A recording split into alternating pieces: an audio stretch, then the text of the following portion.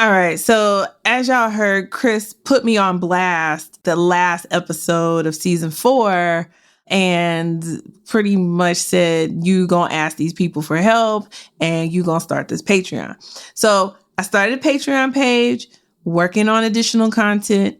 Go on over to patreon.com/TrillingBA show and become a patron and help us make more dope content to help us survive and thrive in corporate America. All right, now let's start the show.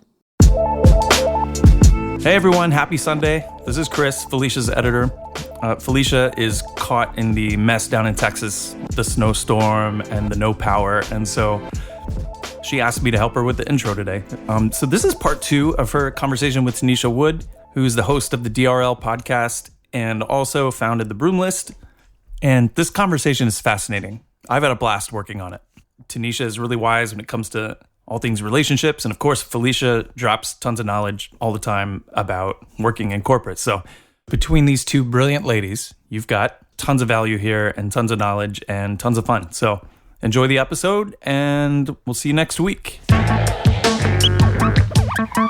Do you find that during, the pandemic and, shifting with everything being from home and stuff, do you feel like you've gotten to know yourself a lot more with just spending like dedicated time with you and like sort of limiting the distractions, if you will? Yes. And a lot of that too, I think my friends and I too, I think we've had more meaningful self-awareness conversations. Mm-hmm. And then because I don't have a lot to distract me from the truth of those conversations, I've had to sit with and be more self-aware, whether I liked it or not. So I had a conversation with Alex Merritt, the love engineer, our friend, and she told me a truth about myself in a conversation, because that's what your real friends do. Yep. They tell you the truth. And I was like, oh, yeah. So I am, because it was about me, the stories I tell myself. Mm. And I was like, yeah, I guess you're right. I guess I am just telling myself a story so I feel better about my not being intentional about dating. I was like, fine. Right? And then I had to I was like, oh, I got to sit with this. Because it's not like I can go to work and forget about it or get distracted or whatever. No, It's like, and it's only so much Netflix you can watch and it's only so much games you can play on your phone. It's only so much you can do without the distraction of, meeting up with your friends and having other conversations and doing stuff. There's just the silent moments where there's nobody to call. There's no work to do. There's no Zoom to be had. And you got to sit with your shit. Mm-hmm. So, yeah, I have really okay, you need to stop bullshitting. And you need to do the things you need to do to get the things you want. And sometimes right? I think we deny the things that we want to avoid the disappointment of not getting them in case they don't work out. Yes. Again, stop talking to Alex. She didn't tell me this. This is my own inference. Hit dogs will holler. Listen. No, so yeah, I have been very introspective. The only thing I haven't done, and I've always been bad at, is journaling. But I see the benefit of journaling, and I think people should do it. It's just the way my ADHD works, it don't like to be consistent in those things. But that's something I want to really start being more intentional. Even if it's just once a week, just writing my thoughts out by hand in a notebook, just so I can hold myself accountable and practice consistency. Mm-hmm. The vast majority of any human's problem is a lack of consistency. Why can't you lose weight and keep your health together? Because you're inconsistent. Right. What you go, well, I went walking the 1st and the 2nd of the year. And the 3rd came in the 4th. It's the 18th. That track ain't seen me yet still. I was like, Felicia, what are you doing? So we're going to have to talk with ourselves about that and get on ourselves. And I think the other thing too, I'm learning, like, I don't keep promises to myself. But you don't break Right? them to other people.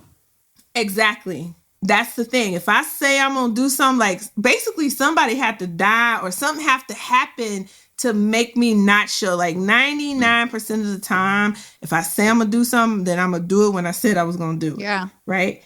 But I would say for me, I tell myself, okay, we going to get up in the morning. We're going to do our green smoothie and da-da-da-da.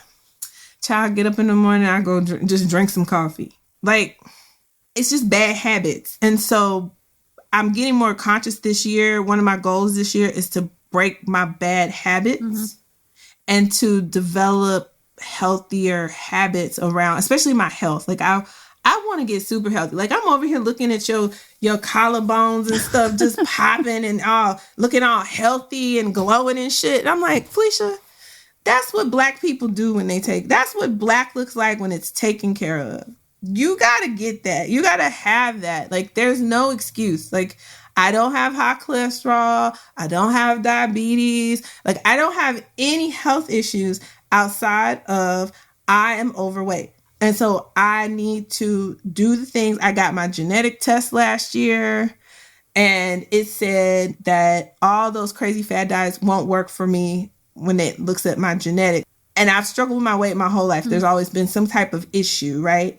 So I just have to literally get strict about eating balanced breakfast, lunch, dinner, and the snacks in between, and to really eat. Like right now, I don't really eat. Do you have do you have a person that you're doing this with, whether that be no? And see that because that's I know myself, and once I tell somebody I'm gonna be accountable to you, now I'm on the hook. Yep. And I need to get there. Which is the same thing I was saying about, if you're looking for a partner, like all your friends should know that. Like they should be, you're the person they should be thinking of. It's the same thing when you're trying to like accomplish any major goal in your life. Like you need people that you have to be accountable to, right. You need people that you're going through it with. Just like nobody comes into a relationship perfect. You need somebody to help you deal with your shit. So the best thing to do is put it on the table and say, hey, here's what I'm trying to do. Here's what I'm working with. I need your help. Yeah.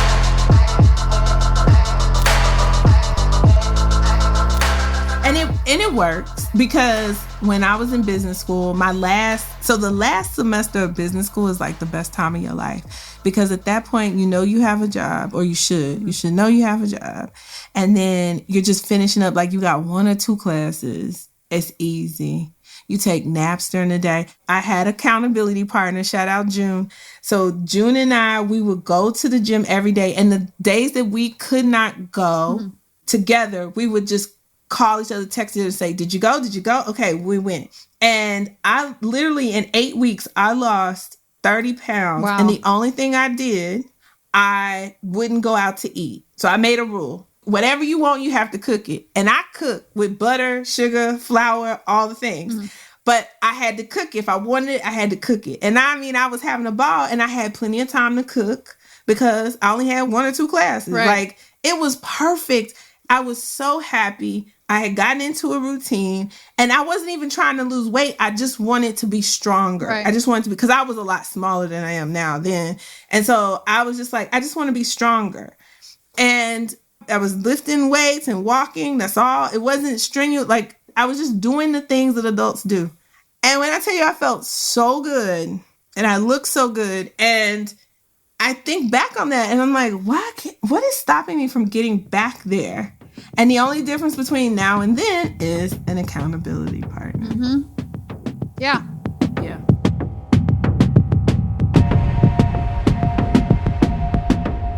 So who's your accountability partner? I don't know. One of my trifling friends. The problem is a lot of me and my friends, we just as trifling as each other, except for they just skinnier than me. They eat worse than I do. So it's just like, but I have one friend though. My friend Alexandria, she is on it. Like, she has a Peloton and she does her rides, and she is sold out for Peloton. You would think Peloton was Beyonce. Like, I was just everybody like, with a Peloton. It's like, it's almost a little cultish how they get a little. But like, yeah, I'm like, I don't know what Peloton does or how they do this marketing, but like the people that are doing it absolutely swear by it, and they do see results. Yeah. This is not sponsored by Peloton. No, Peloton did not. Peloton, if you'd like to pay us, Right. I will figure out where to put one in this small ass house. I will figure it out. If you would like to send a Peloton to Victoria, Texas. But no, and it's just, I think I'm going to call her because she has offered, and I'd be like, no, because I know my friends. I know how we are. Once I say, can you be my accountability partner? Then I'm really going to have to get serious. And that's the problem. If I'm honest, I ain't ready. I'm going to be your accountability partner and finding an accountability partner. So tomorrow I'm going to ask you who your accountability. I know. And I'm looking at you. I'm like, dang, I really got to work out. I actually think I have an accountability partner. What part of Texas are you in again? I'm in Victoria, Texas. Where is that? 2 hours via south Houston? of Houston. It's south of Houston. Okay. On the way to Corpus. It's 2 hours. Okay. No, she's like in Houston. Yeah, she ain't trying to mess with me. There's signs that say Victoria 59 South. It's south. It's like, keep going. Past Sugarland? Oh no, keep going. Well, I know Sugarland from there was this show Jennifer Love Hewitt was in about, she was like a mom, and like, I guess like finances were going bad, and then she gets a job at this massage parlor. And then at the massage parlor, like, it's really like an undercover, you know what I'm saying? Oh. Yeah. And so, like, but like, she doesn't tell her husband because like he's stressed out because he lost like his job. And so like, after a while, he's like, how are you like bringing in all this money? She's like, oh, my clients are like really great. And, I just talk. And I don't remember if she was like involved in the, I have got to find this movie. Is it on Netflix? No, it's a show that had like 2 seasons. I got to find. I don't remember this. But it took place in Sugarland, and I've always liked Jennifer Love Hewitt, and she had just this cute little the cutest little accent. I'm gonna see what it's called. Oh, because she was trying to mimic a Texas accent. Yeah. Oh, that's so but cute. It was. Oh, The Client List. That's what it's called, and I actually think I think it's based on a true story. Probably so. Is some happy ending places in Houston? Yeah, it was on Lifetime, and they had 2 seasons. Oh, I'm so looking. But Loretta Devine is in it. What? Yeah. How did I miss this? I think she plays like the person who owns the madam. Of course she does. Yeah. Speaking of madam, so in my family, my great grandmother, she was the mistress of this white man. Who? And white man. Who was the white man? He was a Fagin. That's all I know. The old man Fagin. That's what they used to call him.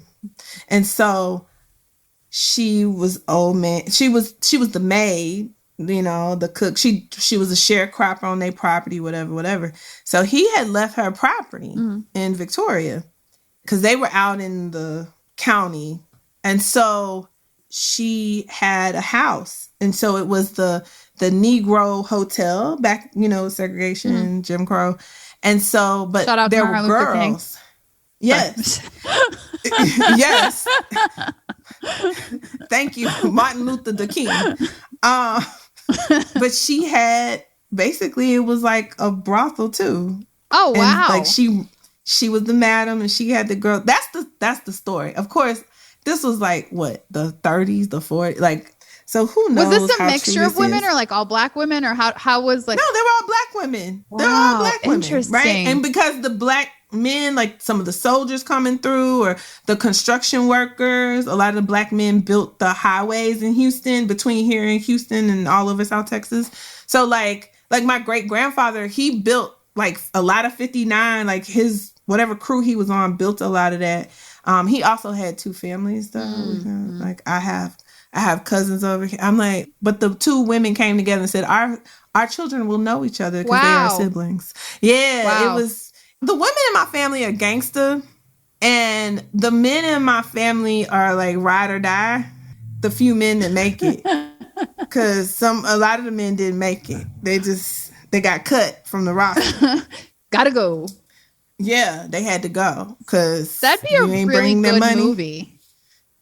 Yeah, I want to do more research and like see if there's like archives in the city of pictures or whatever. But you know, with the Black people, this is such a racist little town. It's hard, but I have pictures of my great grandmother. I have a picture of Old Man Fagin, but I don't have a picture of them together, of course. And then I don't know where the property was in town, but I probably should do some research on that. You might actually own some property you don't even know about.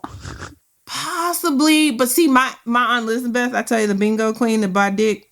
So she was shady, and she somehow jilted so she was my great grandmother's sister. So she jilted my grandma and her sister out of their inheritance. Wow. Yeah. She like rewrote the will or some shit. Bingo money was not enough. No, it was some shady shit. So yeah, that's why there's some land that our family used to own. And because of her, she ended up she wouldn't sell it to my uncle. She sold it to a white man just to be spiteful. Wow. And you know why? The only reason why she acted like that, she was the dark-skinned one. And she had issues. I mean, honestly, I can understand at a certain time in history why you would definitely have a chip on your shoulder. And if you're the dark-skinned one, because I'm sure you're not just being treated like that by white people at that time. No. Oh, no. But the funny thing was, so my mom was real pale, real Creole, like Beyonce. Like my mama was the same color as Beyonce's mama. Mm-hmm. So like, she would tell these stories how she would be so mad because my mom was real cool and she liked to be friends with everybody. She just wanted to be liked.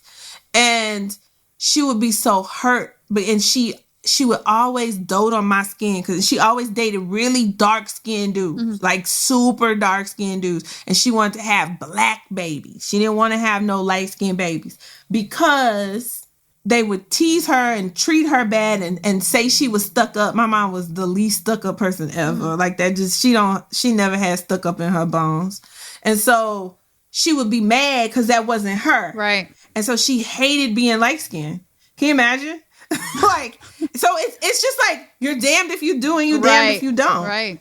And so they she got picked on and treated bad because she was one or two like lighter-skinned girls in her elementary school. So she hated being light-skinned and she wanted her kids to be dark. And so I grew up, this boy across the street, he was super dark-skinned and people would tease him at school and call him all kind of like blackie and just all these stupid things. And he probably don't hate it now, but it seems like back then when we were kids that he hated being dark-skinned. And I mean, anybody would if that was like the source of, your pain from other people. It took me a long time to understand all the nuances of colorism because my mom had taught me that black was so beautiful. Like she was so like against light skin that's the story she sold me. The story. So I'm always trying to get darker. Like I always want to be darker than what I am. And then like I've lightened up over the years because, puberty and genetics. My mama be trying to come out and I really I'm like a darker skinned version of my mother. Like when I look in my face, I'm like, whoa. I thought she was dead. What's happening? But like I look so much like my mom and it's crazy. And I'm just like the darker version of her. And I love being dark. And then when I hear people like, oh, I wish I was like, I've heard people say that. And I'm like, are you crazy? Light is not where it's at. Because that's what my mama said. Like, right? Like the craziest shit. I'm like, why do we tell ourselves these stupid things? I mean, they're really just all a story. It's just something that we make up. It literally has no basis in fact. It just is this thing that we told ourselves and then we made it a fact in our mind and now we've used it to like dictate how we're gonna feel.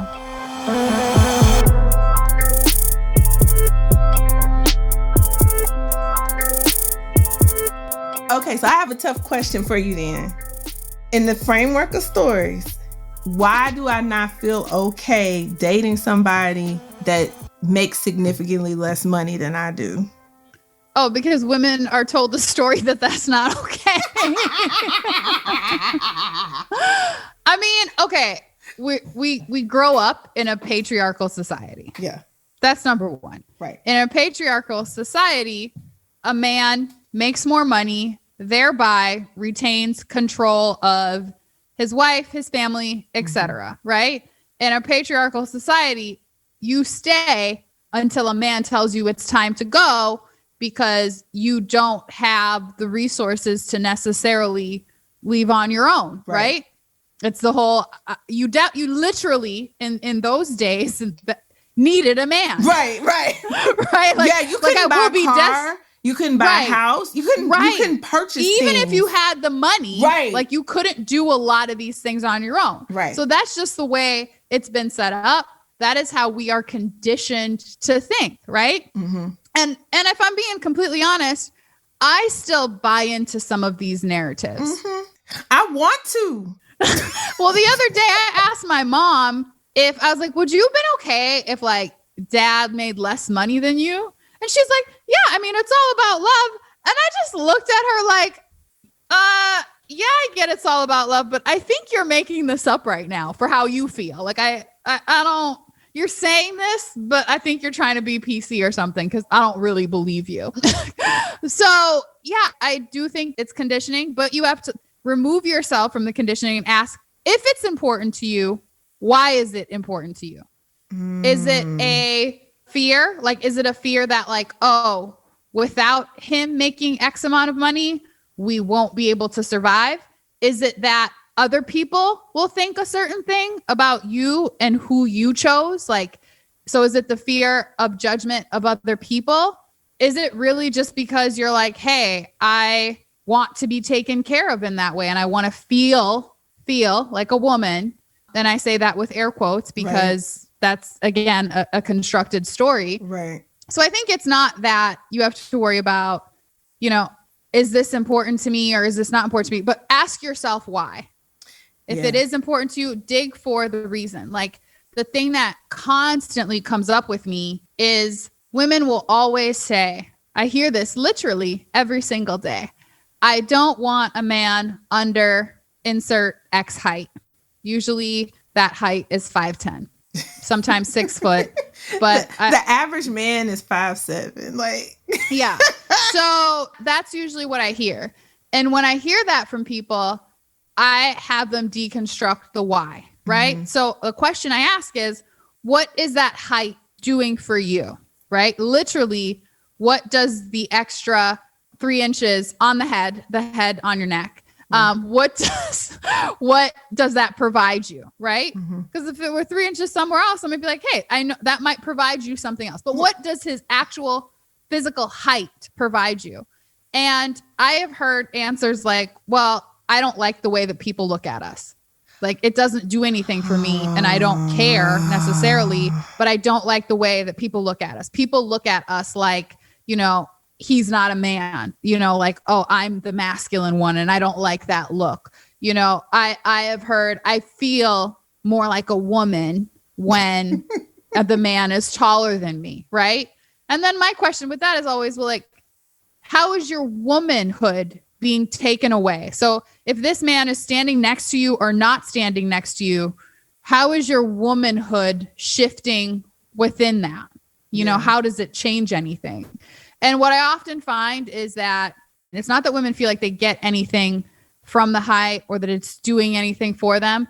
It's really just a feeling based on a story that we've told ourselves. Yeah. So I really do encourage women to look past that. It's one of the number one deal breakers I hear often. And I ask people all the time, like, what are your top 3 deal breakers? One of them is inevitably, I don't want a man shorter than X. Yeah, I don't care. I don't think I want to date a little person, right? Like, I think that's where I draw. I'm like, I need you to be able to just drive a regular car, just like with no help. I don't want to have to adjust my car and the seat and my doorways, right, and the seats and stuff. But if a man was 5'4", 5, I really wouldn't care. How tall are you? I'm 5'8". Okay. I wouldn't care. Actually, there was this guy that I had worked with one time, and just my thing is I'm a sapiosexual, so like you can legit. Oh my God, Felicia, that is my least favorite word. What? Listen. You know why it is? Why? I saw this meme one time, and it was a person holding a brain, like a cartoon. You know, they're holding the brain, and then they're like kissing or sucking the brain, and it was like, I'm a sapiosexual. And so now every time somebody says that, that's the vision that comes to my head, and I'm like, no. That brings a whole new meaning to wanting to give head. Right, like I was like, that's not the head that I want to give. Okay, it's just not. It's disgusting. But no, like I really have this thing for dudes that I think are smarter than me. Like it, and I have legit been attracted to some dudes. Like when I took a step back, I'm like, he ain't even cute, but it's just, he's so smart. Like it just does something to me that it's very rare that I meet men that I feel like can teach me something. And that shit is so, like, I swear to God, one day I was looking at my coworker, I was like, man, I know he would never be interested in me, but if he was... Right? Like, because I'm like towering over him. Like my boobs are in his face. Like that's how short he was. Yeah. I was like, you could get these titties. Like he just did not, he had no idea. And the funny thing was, he wasn't even a black guy, but he looked black because he was like John B-ish? Asian. No, he was like Asian. So he was darker skinned. Oh, like Asian. Filipino kind of looking. Yeah. But like, I was like, and he wore glasses. I got this thing for glasses, and his teeth were all straight. So my deal breakers are like, I need straight teeth, and I need like nerdy and super smart, and like I need some ambition. Like I need some get up and go-ness. Like those are the things that I'm attracted to. And in my mind too, like I love how you have like, you got to make $75,000 a year. But for me, like, you need to make what I make or more. And I don't know if that's fair. Like I'll go back and question that. In fact, I've questioned that before, and it is a comfort thing. Like if something like I want my salary to be the fallback guy. Like I don't want my salary to have to be so we can make it in life. Like I don't. Let me ask you this. So let's say that you meet a guy who makes less than you do. Still ambitious, still has a career, still doing his thing. But let's say he makes less, but he's extremely intelligent, teaches you something new every day, knows what you want to eat already and is already on the way to get it before you even say you're hungry. Like all the things. Is he an option? No. And here's why. Because again, it goes back to my grandma saying pussy ain't free. And so in my mind, I've created this story that if he isn't really, really close to what I'm making, then he's somehow getting the pussy for free because he can't take care of me like I can take care of me. And that's the problem. Like I need to feel like, again, and so it's just as bad as the height thing, right? I need to feel like you can hold it all down without my money. And so if you make $50,000 less than me, you're not going to be able to, especially with the student loans I carry, like, and the mortgage and investments and projects and this and that. Like, if something happens and I need you to hold it down, and then you got your own shit before we met, right? Like your own bills, adult bills, like, I don't want to be the breadwinner. Just like that girl, the girl that got divorced from the crazy dude in New York. I forgot her name. That was a good one too. So they were married for 9 years altogether. She like fought for her marriage for 6 years. She was like, I'm gonna do everything I can. But in the end, he started escalating violently. Like, yep. And like she secretly had a car. I was like, how you gonna Aranda. Yep. I was like, how you gonna have a whole secret car though? I was cracking up. Oh my God. And I was like, Lord, I was proud of her, right? Because I mean, it's a lot, and having and doing the work to realize what you want and what you need and what's important to you. And so I don't want to ever feel taken advantage of, especially when it comes to money, because I ain't supposed to give you shit. I ain't supposed to give you no money. And in fact, you're supposed to be paying all my bills, based on how I was raised. Now, I'm not saying that's not quite the expectation.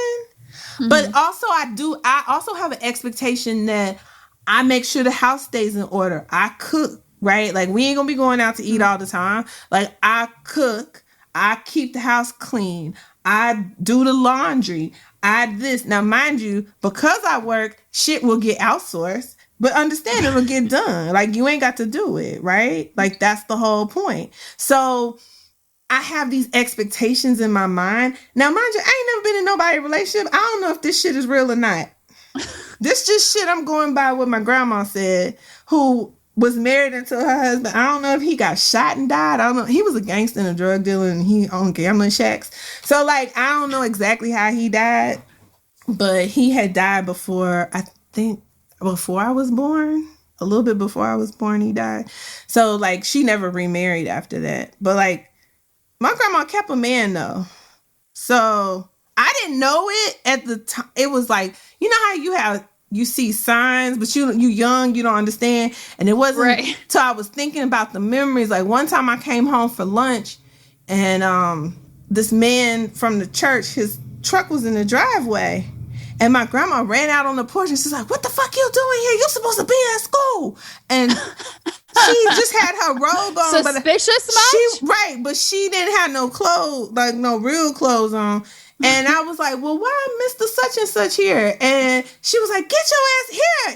Here's some money. Go to Dairy Queen." Because I was like, it's tuna, and I'm going to eat here because it's leftovers that I'm going to eat. No, get your ass on. Go back to school. And it wasn't until, so that was like my senior or junior year in high school. It wasn't until like 4 or 5 years later that it hit me. That's how green I was. I didn't know shit.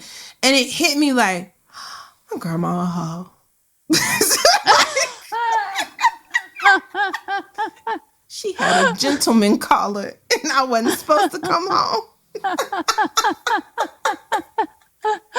Oh, but see, overall, Felicia, I feel like there's no specific things, right? So it's not like, a man should make more than you. A man should be taller than you. Like, it's really what you define as what you need for your happiness. The only caveat that I would say to that is make sure that it is in fact for your happiness and not for the pleasure of anybody else but you, So like, don't feel like you can't date a shorter man because of what people will think. Don't feel like you need a man that makes more because societally it's not acceptable or whatever the case may be. Just make sure like, this thing that I am requiring is bringing me personally the joy and happiness that I need to be the best me. Right. And if it's just a requirement, just to be a requirement, then like reconsider why that is a requirement then. Right. Okay, ladies, I have decided for 2021, I am going to embark on a love journey. Listen, we work hard, we brunch hard, but we're not loving hard, right? Like, at least I'm not. And I don't know about you, but I put a lot of time and effort into my work. So my friend Alex, who I actually have on the line. Hey, Alex. Hey. She has convinced me that in 2021, I need to get it together and go on this love journey. And she is going to be my guide. So for those who don't know Alex Merritt is the love engineer. And she has a wonderful experience that is coming up at the end of this month. And I want you guys to come with me on this journey. So, Alex, tell us about the I Declare Love virtual conference. It is the most powerful and transformational experience, period, for powerhouse women who are ready for love and great relationships, but refuse to settle, shrink, or struggle to have it. Whew, I'm ready. Okay, so here's what we are going to do. I have partnered with Alex. I am giving away 3 VIP tickets so you can hang out with me and go on this experience, as we are going to put as much energy into our love journey as our career journey in 2021. So if you want to join me, we're going to have a special link. Go to the link in the show notes, and you just have to fill out the form, and then we're going to randomly pick 3 people who have filled out this form. You must submit the form by February 14th. Fill it in and let us know why 2021 is the year you decided to declare love. Remember, I'm giving away 3, and you have to submit by February 14th at 11:59 p.m. Eastern Time. Come on this journey with me. Shout out to Alex. Thank you so much. And we are going to get back into the show. And so many parallels between dating and career as we're having this conversation. Like, I've always worked for these companies post MBA with the big names, right? Big name companies, well known, blah, blah. And to the point where my expectation is when I tell you where I work, you go, oh, okay, right? Like, that should be the response. And that's stupid. Like, why do I care? Why do we care about that? And then we're so conditioned. Go to school, get a good job. Go to school, get a good job. And so these companies indicate the good job and that you did what you're supposed to do. And like, people somehow hold you in higher esteem because you did what you were supposed to do. And that's a thing. And I use it. I actually use the fact that I work for these companies when I'm trying to finagle some or connect with somebody or whatever I'm trying to, get through the universe. I know people are impressed. I'm not impressed. I know what it's actually like to be working at this company, and I know the shenanigans and the bullshit. So, like, I'm not impressed. But the fact that other people are, I'm like, okay, well, I'm going to use that. And I think we all get somehow, I don't want to say addicted, but we get an adrenaline rush from this idea that we can impress people. So I got a man, like the women that always have a man. And I got a man, my man. Because society tells us in order to be a woman, you have to have a man. If you ain't got no man, you lack in some kind of way, right? And so we believe that shit. And then we do the thing. It's just like, oh, you got to go to school, get a good job. Okay, well, I got a good job now. Like. It's like we become more obsessed with what it looks like. Right. Versus what it actually is. It's like those couples that you see on Facebook with the cutest photos ever. Like the whole family is dressed in the coordinating outfits and like, it's so cute, right? And then like, you'll talk to the person about like, hey, how you been? What's really going on? And they'll be like, I can't stand him. Like I literally just caught him doing this and that. Yeah. And it's sad because then they almost get trapped in the relationship because it's like, well, everybody thinks this is what it is. And now I can't change it. And it's like, that's sad. Like I feel bad when people, when people have to live, like it's hard enough just living your life for you. Right. But you add the layers on of like having to like create a whole facade and please other people. And it's just like, why? Like life is so short. Just like be happy. And if you're not, like make yourself change the things that you need to change. But like stop trying to make Facebook and Instagram happy. Who cares? Right.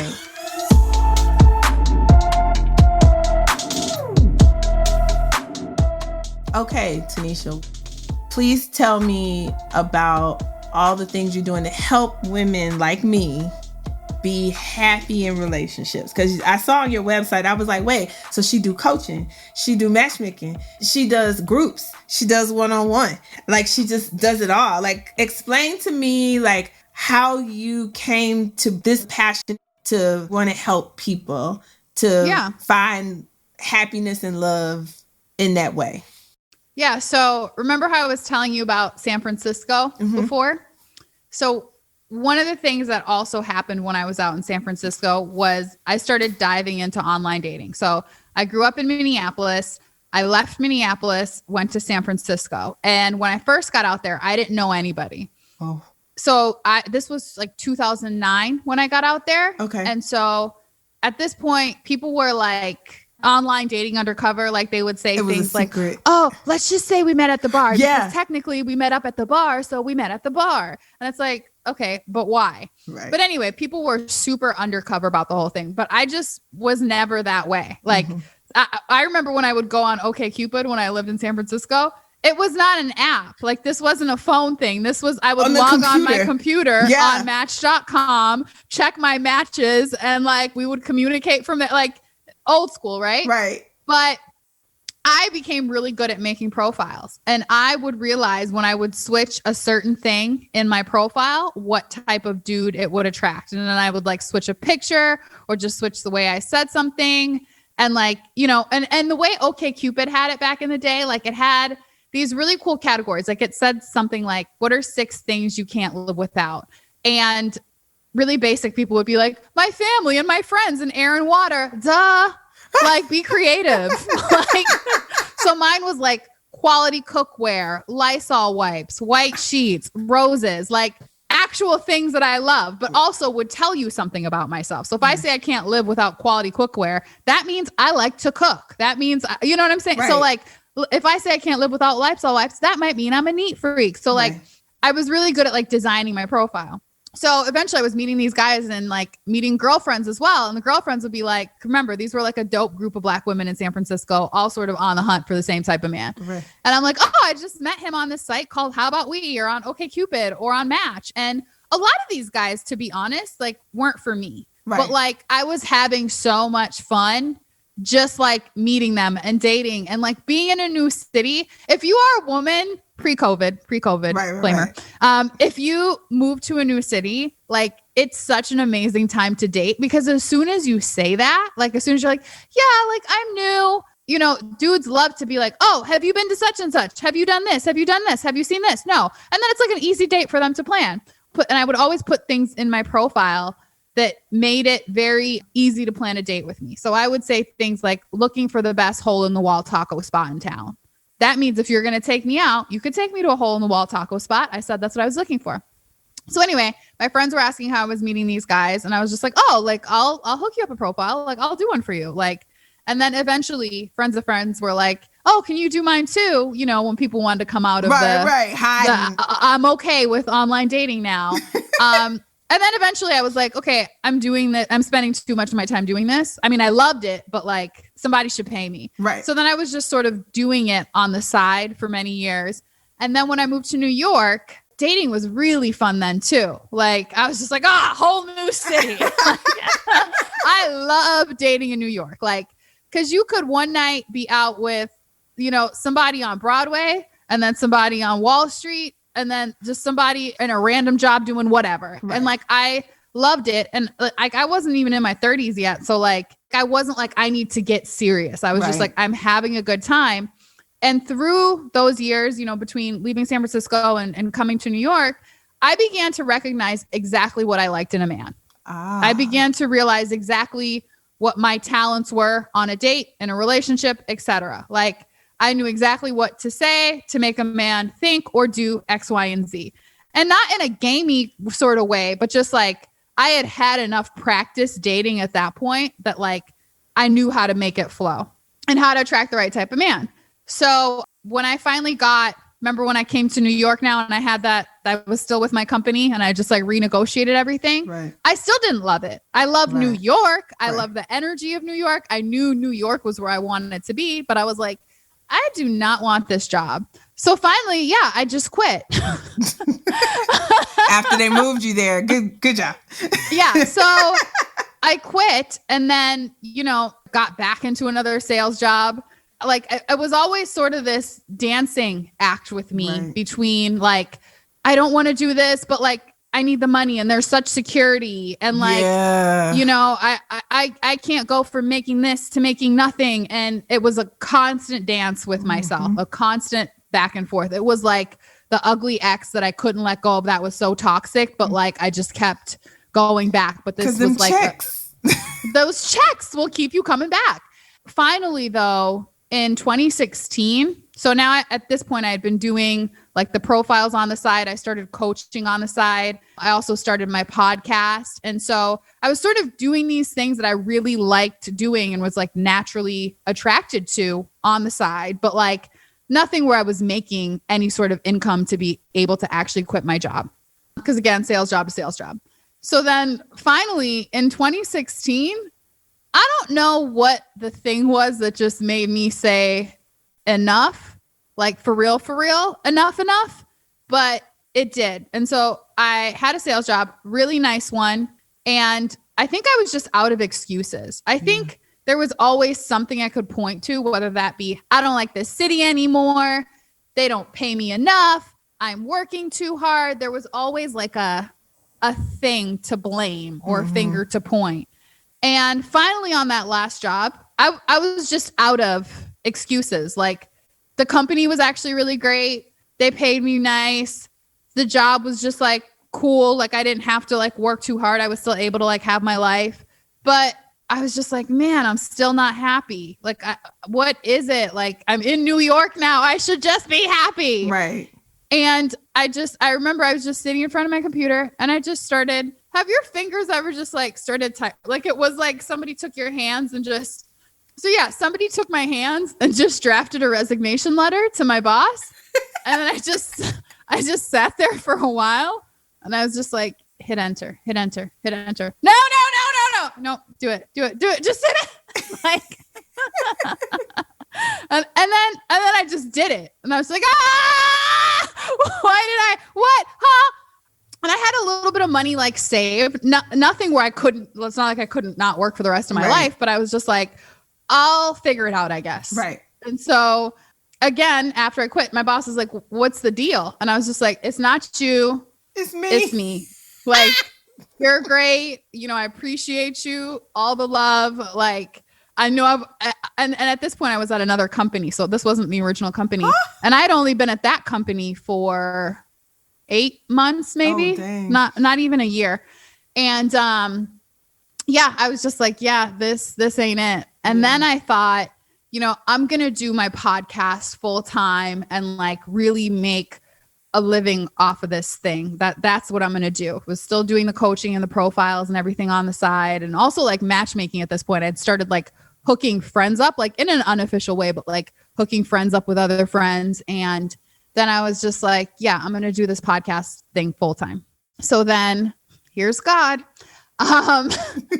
So I was working on, and I can't legally say too much about this, so I'll skirt around as much as I can. But I was doing the podcast. There was another person working on it with me, and we got into some disagreements around, you know, how things should flow and things like that. Yeah. We didn't agree. Unfortunately, things got a bit legal, and I had to take a break from the podcast. Like I couldn't actually do the podcast. Like I literally couldn't get on the mic and just record a podcast and upload it. And then I was just like frustrated and like angry and upset and just feeling like the rug had been ripped under me. Like, you know, and now I was like, man, did I quit this job for nothing? Right. So then this was 2016. So I had left the job in like June. All this podcast stuff is now happening in the fall.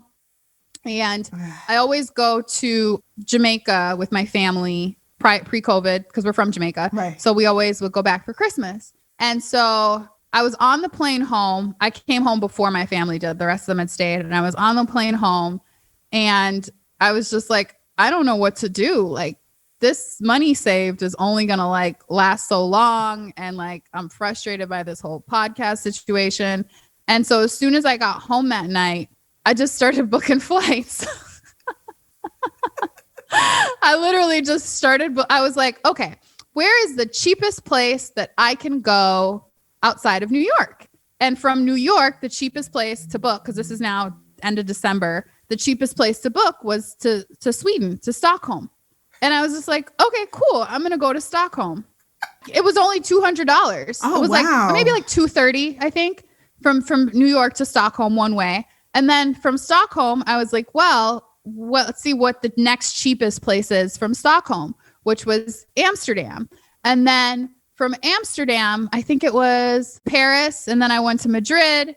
And so that's how I booked all my flights, where I was just like, okay, what's the next cheapest place? Like I had no destination in mind. Like I wasn't like, oh, I've always wanted to go to, or I really like some of these places I'd been before, some I hadn't. I was just like, I don't know what to do. Also, mind you, earlier that year, right, I was in a relationship that was on national television, and dude broke up with me. So he left me. I left the job. The podcast went awry. This is 2016, just season by season, right? And I'm like, okay, what next? And so I was just like, I'm just gonna go away. And right before I left is when my boyfriend Chris DM'd me randomly and was just like, hey, I saw you on Tinder. So I should also say that I was on Tinder, but I was just like starting my services. Right. And so on my Tinder profile, it just said like, I'm a dating coach and I help with profiles and most of yours suck, which is why you're not getting matches. Like it was very, it sounded a little bitter, a little mean, but it was basically like, look, I'm not here to date, but if you need help with your profile, hit me up. Right. So he sends me a message on Instagram after seeing me on Tinder and was like, hey, I'm not sure if you're here to date or whatever, but like, I see we have some mutual friends in common and, you know, they would all vouch for me.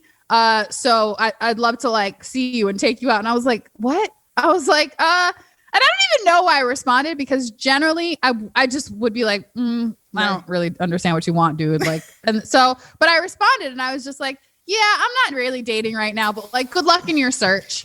And then, so this is like right before I leave. And then he says, oh, well, I see that you've done some TV stuff. My brother is working on something with like HBO where they're in talks. So like, you know, I don't know if you'd be interested, but I could send you his information. So then I'm like, well, like what exactly is the right. Well, like tell me more. Like what is he working on? So then he connects me with his brother. His brother was writing this short. And I read the short and I was just like, yeah, this isn't for me. Good stuff. But just like, and I was like, also, I'm not an actress. Like I've done like a reality show, but I'm not like an actress. So like, no, that's not for me. And then he was like, okay, well, I would still love to like take you out, you know, just for like coffee or a drink or something. And I was just like, yeah, I'm just like, I'm getting ready to like leave the country. And like, it's just no thanks. And then one day I post a picture of like this park that I used to love to go to in New York. It was like a private park, but I would like sneak in sometimes because there's never anybody in there because it was a private park. And I was like, my favorite place to find solitude in the city. And then he messages me and he's like, oh, I would love to, you know, join you at your favorite park. And I'm like, okay, so like solitude means alone. That's what the whole thing means. Right? So this poor guy, he's trying to Steve Urkel you, and you were just not. I was just, like I said, I was going through a lot that year. I was not in a place, right? Right. So then, like, somehow we ended up exchanging numbers.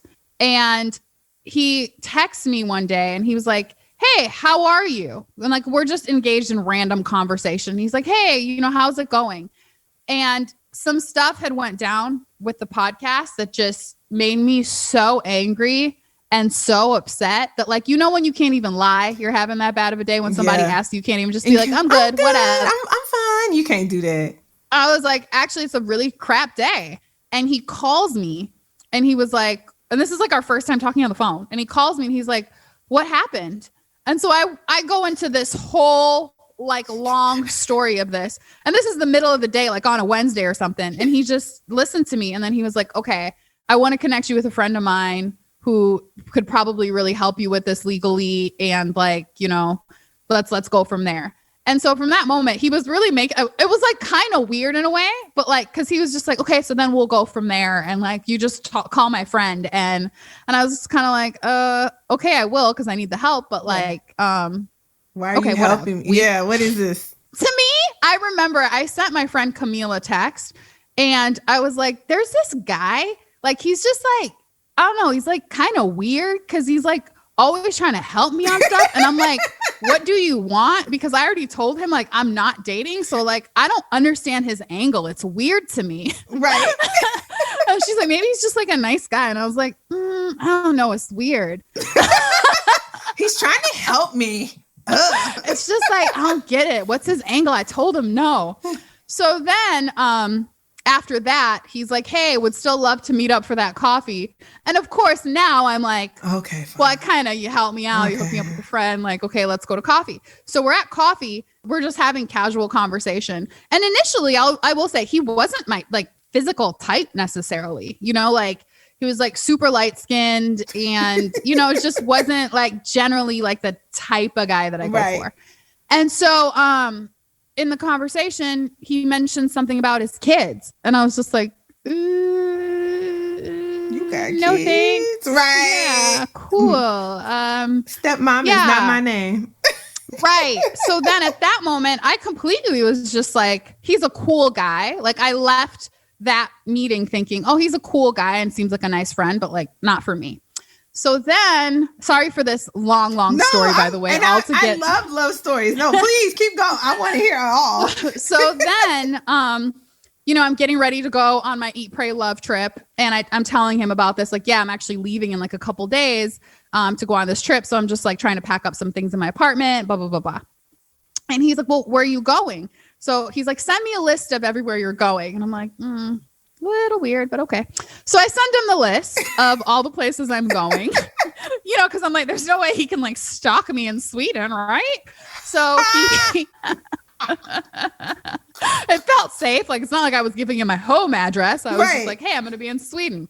So then he's like, oh, like I have some friends in Paris that I think you'd really like. And a good friend of mine lives in Madrid. So like, I'll connect you. And sometimes people just say that, like, so you're just like, yeah, cool. Connect me. And so I got to Amsterdam. Yeah, I had so we were texting a little bit. And then one time in Sweden, he's like, send me a postcard. And so to be funny, I just sent him a picture with like to from, USA and the whole address. And I was like, here's your postcard with love from Sweden. And then I got to Amsterdam and I had just had like an epic night one night. Like, who was I with? Hold on. I feel like I was like with a friend of a friend that I met. And then she introduced me to some other friend. And we went to this party and it was just a whole vibe. It was just a whole vibe. But long story short, I was in an Uber back to my Airbnb when like the sun was coming up. And I was like, man, that was an epic night. Right. I got to tell somebody. And I don't know why, but I called him. Oh. And time wise, I don't think he was up yet, or it was the middle of the night where he was in New York. And so he didn't answer, and he called me right back when he got up in the morning. And of course, then I was asleep, and he was like, I have the feeling something really great happened, which is why you were calling me. And I was like, yeah, but you missed it, bro. Like, you had to catch me when I was in the mode to tell the story. So then that was Amsterdam. And then the next place I was Paris. And so in Paris is where he had two friends, one of which he went to Howard with. The other one was the best friend of his ex-girlfriend. Oh. Right. So I meet both these women like separately, but like had a really great time, like both just like dope. And the best friend of the ex-girlfriend was like, oh, like, how do you know Chris? I was like, well, I just like met him like, like last month, not even, maybe a couple weeks ago now. And he's like a cool dude, And she was like, oh yeah. She's like, he's so dope. Right. And this is the best friend of the ex telling me this. And I was like, yeah, I guess he is like pretty cool. I don't know him like that yet, but yeah, he's pretty cool. So I ended up hanging with one of these women several times while I'm there. She introduced me to some other people. And then my last night, and because he had my itinerary, because I just sent it to him. I literally just sent him the whole thing. So my last night in Paris, like a friend of a friend takes me out to like some house party, and like we were doing karaoke all night. Like, I am just, girl, when I say I was living, I was living with just living. Okay. That was probably, just living. And so my flight is leaving Paris, and I was going to Morocco next. That's where I was going. My flight was leaving Paris at like some ridiculously early hour. And so, on WhatsApp, you can see when somebody last sees their phone. So he was like, hey, like, I noticed your flight's leaving early, and like you hadn't looked at your phone for a while. So like, I just want to make sure that like, you are about to get up in time. And he was like, I would call you an Uber, but I can't. Apparently the app doesn't let me do that in Paris. Like, cause I don't know why, but anyway, like you need to get up. Like, and so he called me and I was like, yeah, I still need to like pack. And he was like, all right, like we're going to get you packed. So like, I'm going to call you back. He was like, you got about maybe like 10 more minutes to sleep. So he's like, it's going to take you this long to get to the airport. So like, go back to sleep. I'm going to call you in 10 minutes. And in 10 minutes, you got it. It's like go time. And I'm like, okay. And again, I'm eat, pray, love. I don't care. Right. So then he kept calling me back. And then I got up and I was like, all right. I'm like I'm packing. And then talked to me the whole way to the airport. He's like, all right, like you're good. Okay. Like, have a safe flight and all that. So then I go to Morocco.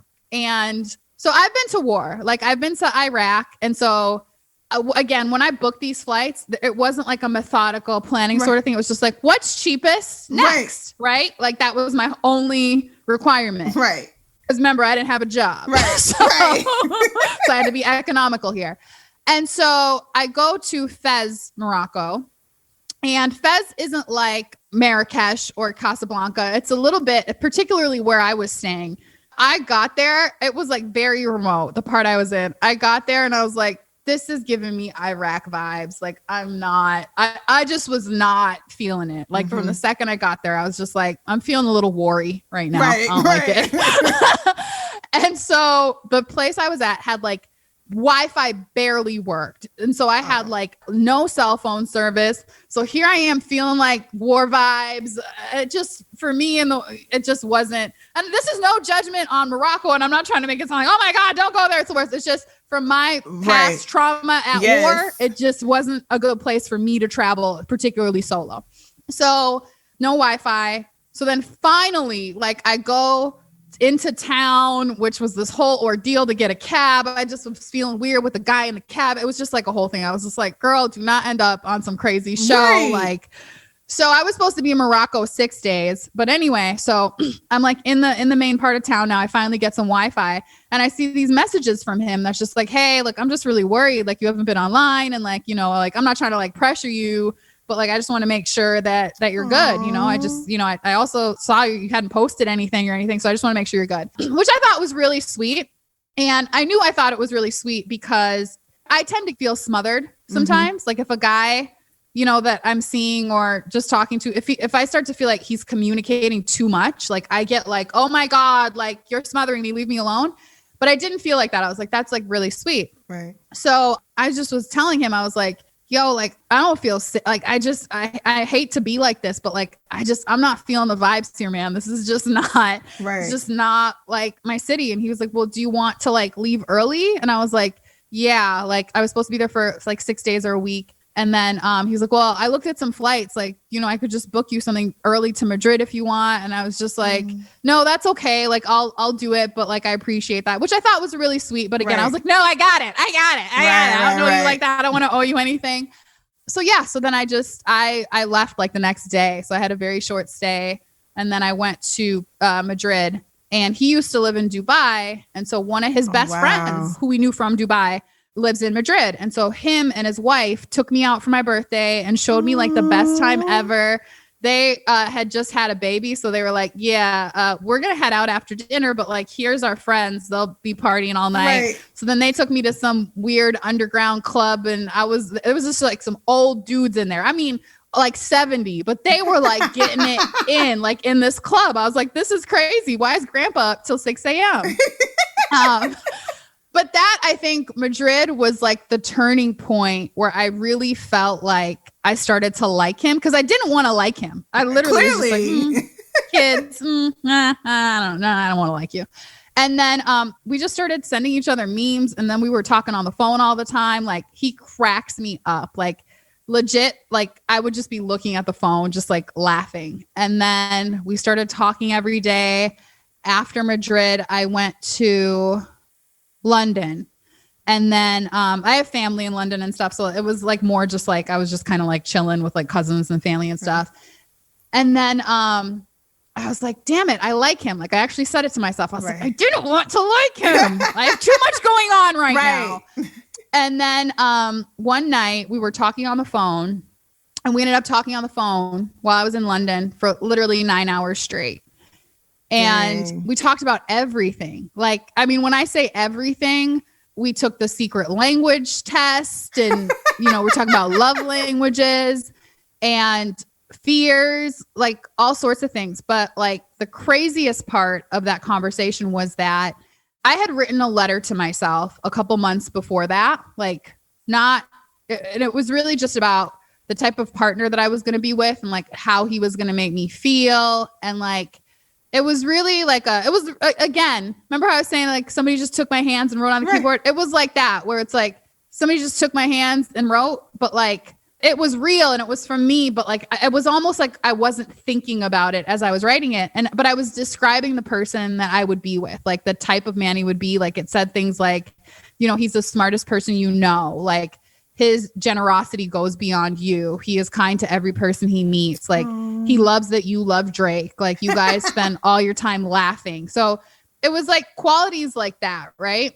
And so we're talking on the phone and he says, you know what I just love about you? He's like, I just love how you have a Drake lyric for everything. Like, I just love how much we laugh together. Like he starts throughout the conversation saying these things. I was like, did he read my letter? Right. Like, it was freaky. And so I said to him, I was like, I'm really freaked out right now because you're saying a lot of things that I feel like are very connected to things I have recently said. Right. So like, did you like read my letter somehow or like what's up?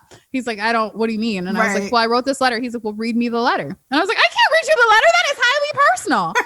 So I read him the letter.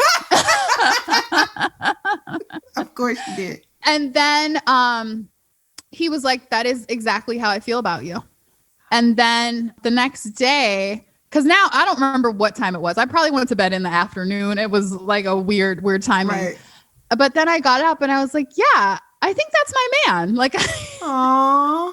And then I sent him this song by Pia Mia that nobody really knows, but it's called We Should Be Together. It's like, we should be together right now. Oh, yeah. Yeah.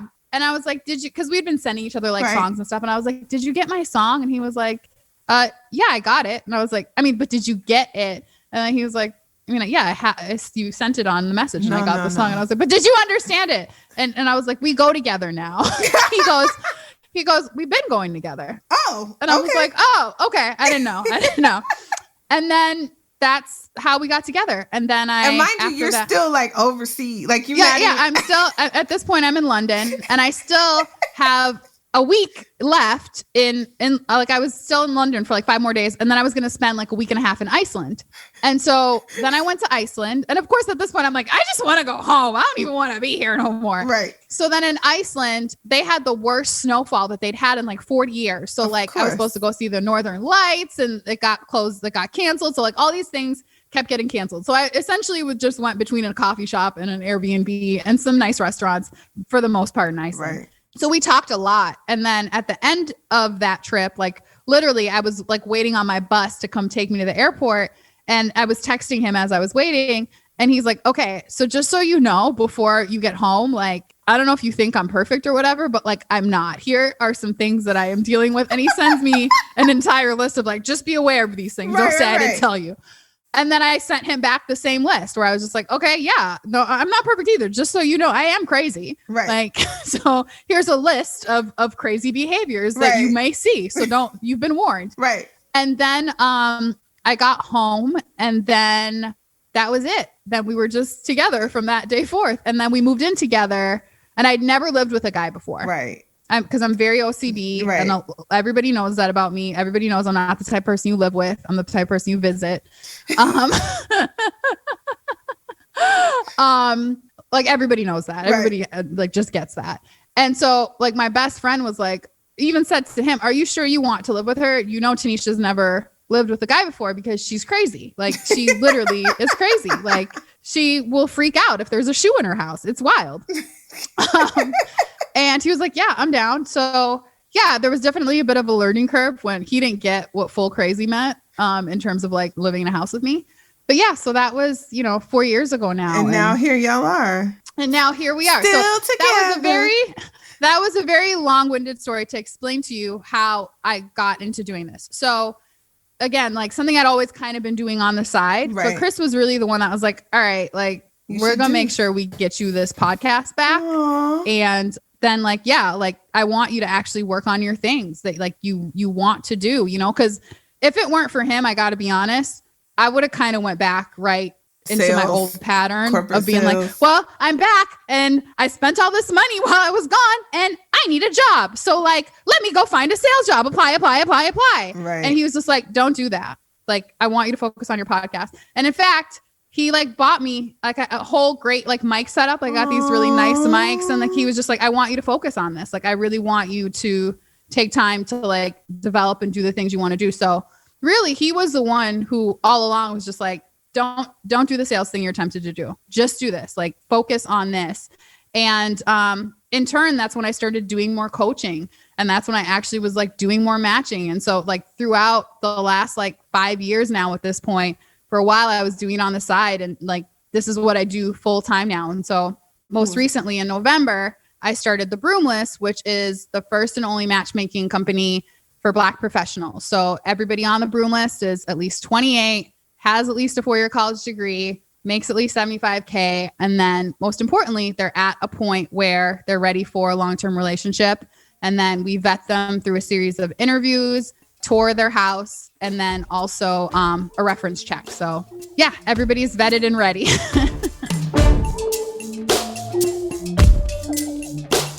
The Trill MBA Show is happy to announce a partnership with a fantastic organization named Juno. Juno uses the power of group buying to help people get lower interest rates on new student loans and student loan refinancing. So if you're like me and you got a bunch of student loans and the interest rate is high, Juno can help you get lower interest rates so you can pay off your student loans faster. Listen, I am so excited about this. Why? Because Juno is completely free. It is a free resource. You have no obligation to take the offered deals. Juno gives power back to us, the borrowers, and allows us to take ownership of our financial future. I am so excited about this partnership, and the process to becoming a member is simple, and it only takes 2 minutes. So check out the link in the show notes to learn more and get lower interest rates on your student loans, y'all. Let's save this money, okay? Now back to the show. So do you check the credit? No, we don't do credit checks, but I do ask in the interview how much debt people are in. That is one of the questions that we ask. I'm in a total of $500,000 worth of debt. Oh my gosh. From school? School, house, and I was unemployed. Well, you can't really count a house. A house is I count the house because it's part of the debt. It's the bulk of the debt, but I count it, right? Because right. I mean, I rent out that house right now, but like it's still on the books, and I want to get rid of it all in the next 2 years. That's my goal. But like the credit card debt is from when I was unemployed from 2018 to 2019, like February of 2018 to October of 2019. I had got laid off from the job before this job. And then now I'm in another restructure. This is crazy. Life. But I'm glad this pandemic actually gives me a better setup and I'm able to financially still work on bringing down the debt, the credit card debt. So it's student loan debt and credit card debt in the house. But yeah, like I make enough to support that, you know, like I'm fine, but now I'm just getting more aggressive and paying off, especially like the credit cards and really paying that off. Yeah. Because you should not live on your credit cards. That should be no. like as a person who, you know, has taken breaks from work, it can become the like go-to, but yeah, it was just, I could have made some better decisions, but I did go to the Seychelles before I started working. Again. You know, I will say, if you do ever get the time off, just whether that be a layoff or in between school or work, or you're just not working, like if you can go somewhere, just like take a trip. Like I spent a lot of money, like my flights ended up being super cheap, but like I spent a lot of money just living. Yeah. And I don't regret any of it. Oh my God. I loved every single day. Yeah. Like I have to point to that as like probably one of the top 3 moments of my life. Yeah, that's totally epic. And I'm so proud of you for having the gumption, because a lot of people think I should, and then they'll talk themselves out of it. And you didn't do that. You didn't stay the practical course. You're like, you know what? I'll figure it out on the back end, but I'm going to go live my life. And I think that makes you, having those experiences makes you a better partner. You know? Totally. Because you feel like you've lived, and you're not looking for your partner to fulfill something that you should have been fulfilling yourself for yourself. I always say nobody should be married before 30. And that's not because, you know, I don't think that people are capable of falling in love and meeting the right person before then. But I do think that you should live a full life so that you're not searching for your partner to fulfill things that you feel are missing in you, you know? So I feel like before this relationship, I did a lot, not all, but a lot of the things that I've been curious about or wanted to do. And so I don't feel like being in this relationship is hindering me in any way or like taking anything away from me. Like, I'm not like, oh, I should have traveled because now here we are stuck in this pandemic and I'm stuck in that. Like, no, I really do feel like before we got together, I had done many of the things and I look forward to still, you know, it doesn't mean like, oh, I can't ever take a trip alone or whatever it might be. Like I still have opportunity to do that when the world opens. Right. But I do feel like I lived a very full life even prior to us getting together. Yeah. And so now it's just even better. Yeah. And so now we can like take a couples trip together and just frolic around. But he works so much that he'd always be like, like I could let go of work. He can't. Like I could just be like, I'm unplugging. That's the crazy, beautiful thing. Like he works like that, but he still makes time to like check on you and take care of you and be thoughtful. And that, he's super thoughtful. Oh my God. That to me, that's the number one between being thoughtful and not being reckless with your mouth. Like so I have a rule. If I'm ever with somebody, like my deal breaker for everything, if you talk to me crazy, call me out my name, we're done. And there is no second chance. Like to me, and you'll know when I want to break up with you because I cuss you out. If I want to break up with you, I'd be like, motherfucker, get the fuck out. Like, and we're done. Because once I have to cuss at you and I'm not cussing for just fun and shits and giggles, like, we can't be together. We can't go together. Right. Like, because that means there's a communication breakdown and barrier. But if we can't actually communicate, not that we have to agree, but we actually have to be able to like sit and listen and talk and have an adult conversation. And if we can't do step 1, like it's going to be hard to get to 2 and 3. Right. Because respect is a minimum. My grandma used to always say that too. Respect is a minimum. And to me, respecting me means that you always speak life into my life. And I always speak life into your life. And so the moment you say something crazy and you don't know how to communicate your feelings or emotions in a constructive way, that's still like, you can't say, hey, I'm upset, so help me understand. That's a very simple phrase. I'm upset. Help me understand what's happening here. Here's what I'm upset about. You ain't call me out my name. You ain't blame me for nothing. You legit, let's have a conversation because I probably did do something or say something piss you off. But you ain't got to say, you done pissed me off. Like, right? Like you can say, I'm upset. Help me understand why you did or why you said what's happening. It's that simple. And if you can't do that, I'm out. Now I got Drake in my ear like, I'm upset. That nigga always upset. Why are you so sensitive? Right. Oh, come here. Give me a kiss. I feel, you know who I feel bad for? Drake mama. Can you imagine all these nasty women trying to be with your son all the time, and you know, like it's in your face. I wouldn't want that in my face to somebody, mama. Drake's mom does not care. She is like, look, I am old and retired and getting these checks, and now I get to hang out with my grandkid. Thanks. Like, right. something just, she doesn't strike me as that mom that's like, now Drake, Keep Drake, it in your I don't pants. like her. You know, I don't like, no, Drake, no, that's, no. Oh my God, you sound like a Minnesotan. Well, I grew up there, right? So I have the accent down pretty well. Yes. Yeah, no, this is how everybody talks there. Yeah, Minnesota. You betcha. Not everybody, you know. Right. I appreciate you sharing your story, because I have a podcast where I try to encourage Black women to stay in corporate, fight the good fight, because we need the representation. We need more kinfolk in the room. We need us there, because those spaces aren't going away. It's a big old machine at this point. And so we need to show up and show out. But for me personally, I'm at this point where there's so many things, different things that I want to do.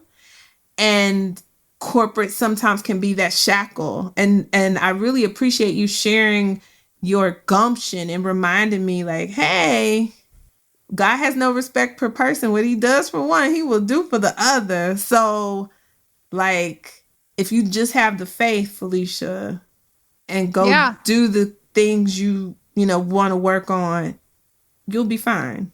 So yeah, because it's like I this is what I recognize from that, and actually like a lot of things along the way. It's like you have to actually do the thing first, and then create the plan around the thing, the end goal.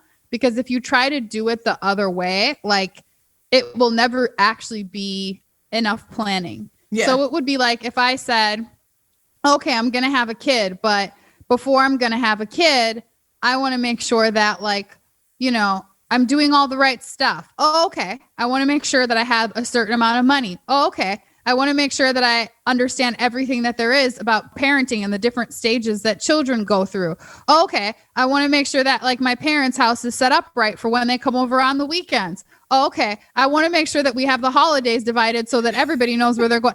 And it can go on and on and on and on and on. And what you realize is, like, no matter what you do, so whether this be a child or a business or work or corporate, any of it, there's just a certain amount of things that you can only garner from actually doing the thing. So there is no amount of planning and pre-planning that can replace actually just doing the thing. And just doing the thing means that there's going to be lessons, there's going to be mistakes, there's going to be things that you have to do over, but you're more likely to actually do the thing if you just do the thing and then sort of like fill in the blanks, because otherwise you'll talk yourself out of it. Like I said, like if I had said, okay, I'm going to do the planning route to New York, I would have either gotten burned out during the wait or it just would have not happened. Right.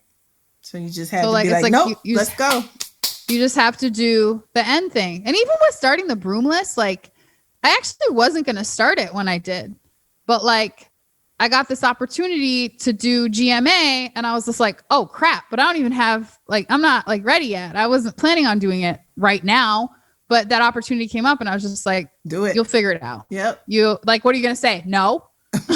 No. I'm not ready. I'm good. Right. Let GMA call me today. The Trill NBA Coaching Center will be open and running. Right. Like and so that's why I'm just like, the more I like see and do, the more I'm just like, you actually do just have to do the end thing first, which is very counterintuitive because your intuition is to plan and prepare and get ready. And like, nah, sometimes but it's you like, just got to do the thing. Sometimes when you do it, it's on your mark, get set. Okay, wait. Like, like you didn't go. Right. So yeah, no. So it's really just go. Yeah. And I'm going to have to pray on it though. But I feel like I'm at a point with, when you get laid off, it's like, okay, I'm laid off one more again. Great.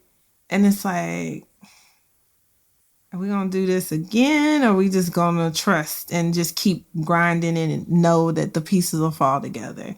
And that's the point where I'm at, because I have such a passion to go into corporations and work with the people of color. And I want the companies to pay me to help them retain this talent. But I want to help train the talent to navigate this space. So pretty much like you do with dating, right? Like you help people navigate the dating landscape. Nobody teaches us to do that. Just like nobody teaches us how to walk into these corporations. Like we have these little messages that are all wrong, right? So they tell us, keep your head down, your work will speak for itself, blah, blah, blah. No, that's all wrong. You need to build relationships, okay? Yeah. But nobody taught us how to do that. And nobody taught us how to navigate the nuances of dealing with all these cultural differences. And so a lot of people are still, to this day, a lot of people are first generation walking into corporations. So like you call your mama and you're like, this thing is happening at work and I don't understand. And your mama, okay, well, let's pray about it. Jesus will help you. Yes, Jesus will help you. Jesus does not work with Karen. Right. But Jesus don't know Karen, because Karen clearly is a devil spawn. Exactly. So, but I got to work with Karen. So I want to make a win-win for corporations and this cohort of people. And so through all my failures in corporate, I figured some things out that are really helpful and actually are working for me now. And had it not been for this restructure, I was surely on my way to be promoted in a year. But this restructure has thrown a monkey wrench in that. But I think, again, divine order. But you know something I'm going to do? I'm going to get my pen and paper out and I'm going to write a letter to myself.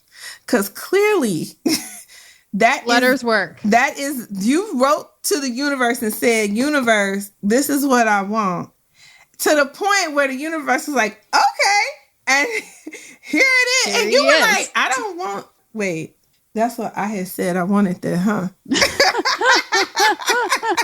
He came with kids because I didn't put anything about kids in the letter. You got to be very specific. No? I learned that. I'm definitely like, can he come with his own private jet? Like, I'm definitely going to put that in there. I was like, look at Eve. God, no respect per person. Because Eve's husband is like some billionaire dude from...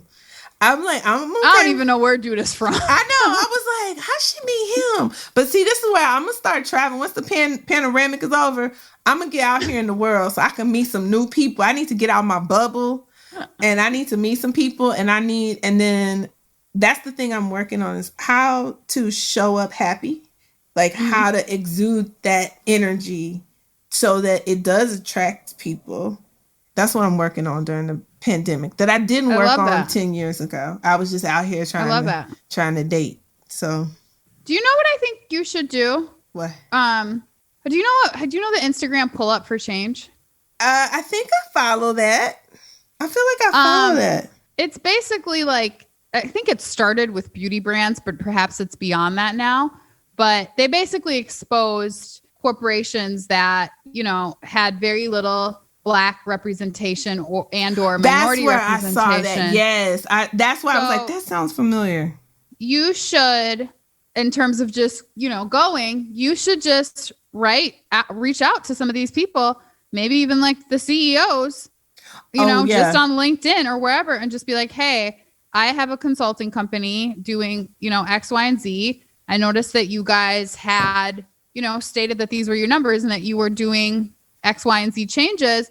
I don't know where you are in that process or if you have somebody on your team that does this or not, but I would love to be able to consult on this and, you know, possibly help you do, you know, X, Y, and Z in order to increase your representation and also make your Black or minority employees feel like they're at a place where they can come to you, talk, etc. Right. And also, so what we're working on is all the other programs always try to change company. Like they always try to change the company's culture. So they have these training programs for people managers and diversity trainings and all that stuff. Mm-hmm. We're not doing none of that. All I'm focused on is because folks, adults, the phrase, you can't teach old dogs new tricks. Mm-hmm. Unfortunately, when it comes to a lot of organizational cultures, even when the leadership says, this is how we want to be, that doesn't always translate down. And so we as Black people need to become equipped on how to navigate the sticky situations that come up for us. Like I was reading, I'm in a group on Facebook that's focused on Black people on the job. And so I go through there and I get inspiration from these people sharing their stories about what's happening to them at work. I legit, in the year of 2020, our Lord and Beyonce, on Beyonce's good internet, I was like, this woman wrote that one of her coworkers said the N-word around her. Like, he didn't call her the N-word, but he called somebody else the N-word in front of her. At work? At work. And so her boss's solve was to have a cultural sensitivity training. And I was like... I think that's a firing. I think that's a fireable offense. But get this. No, it's not.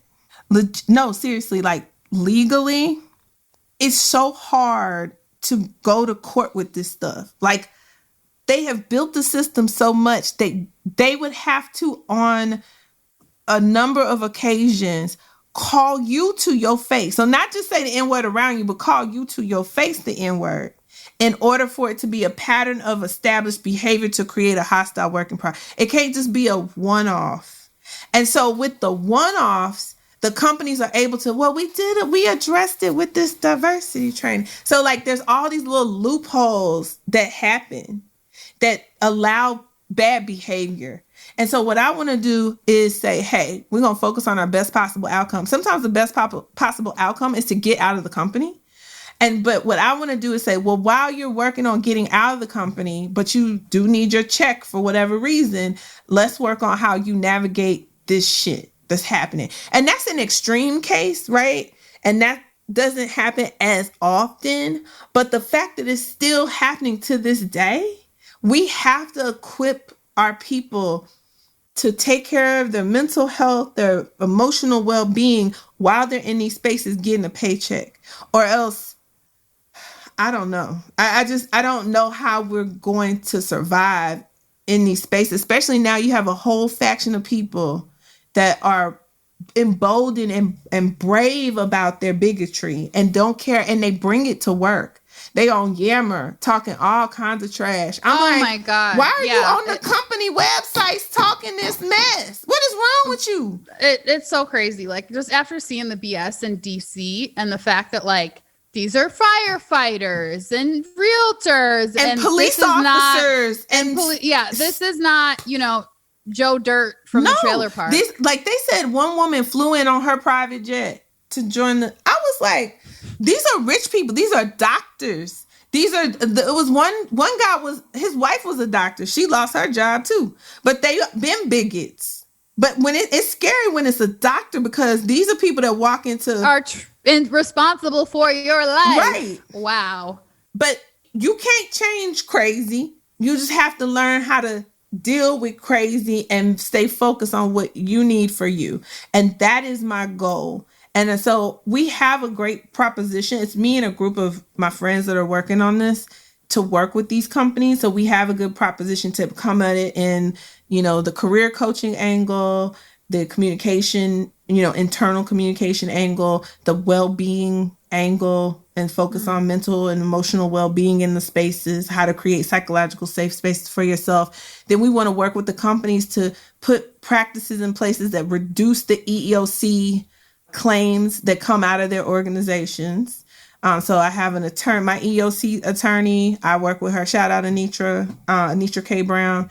So like we're putting this program together, and we are starting next month. We're going to start pitching companies. So I'm really excited about it because I get so angry about, if you get angry about something all the time, that's a sign like, oh, this must be what I'm passionate about. Yeah. So I be angry about this stuff every day, and I'm like, I gotta do this work. Like, it's so in me. Like, I have to do this work. I have to make workplaces better for everybody. Yeah.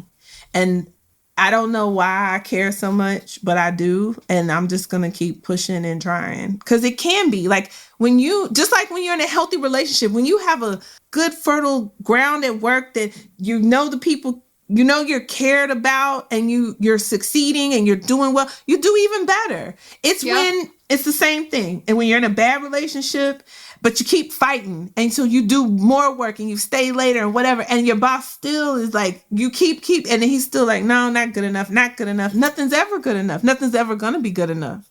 Right? It's so many parallels. It's like being at work is like dating. Because I think being at work is another relationship in our lives. Oh, it totally is. Yeah. It totally is. And in some ways it feels like more pressure because like this is your livelihood. Right. So like, you know, perhaps I can be fine without my boyfriend. Like I won't be destitute on the street, but like I might be destitute on the street if without I can't this job. Make some money. Right. Right. But I mean, at the end of the day, my grandma would always tell me, listen, you can always sell some pussy. So you should never go hungry.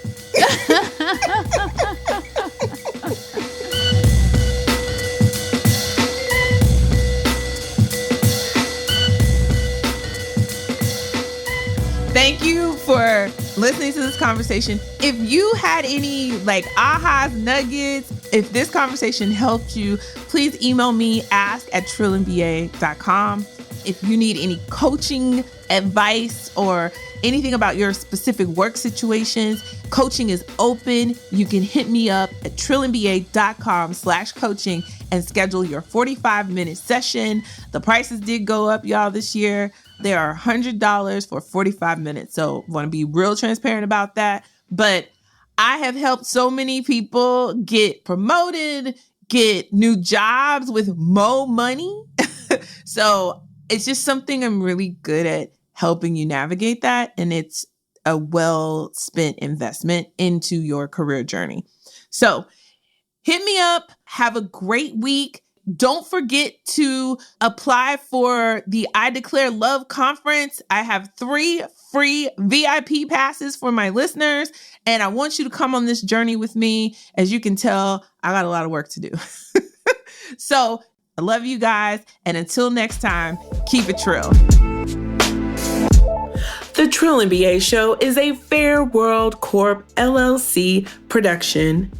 Executive produced by Felicia and Rose Inuha.